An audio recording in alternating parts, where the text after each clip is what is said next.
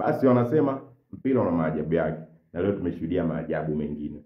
Oya, kilomita 570 kutoka mainland, manake kutoka bara la Afrika kwenda huko kwenye volcanic eruption Iceland, kwenye visiwa vya volcano, na maanisha Cabo Verde alimaarufu kwa jina la Cape Verde.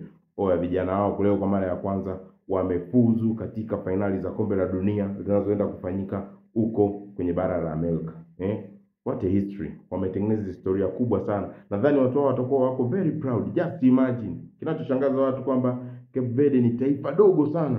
Lina watu wasiozidi 600,000. Approximation watu wao ni kama 550,000. Taifa zima. Just imagine. Cape Verde na Mbagala wana watu wengi kuzidi Cape Verde. So nadhani utaweza kuona historia waliweza kuifanya, wameonyesha mpira safi, wamefunga Eswatini chuma 3-0 na kuweza kutop their group, hivyo kufuzu moja kwa moja kwenye finali za kombe la dunia. Haya ndo maajabu ya soka.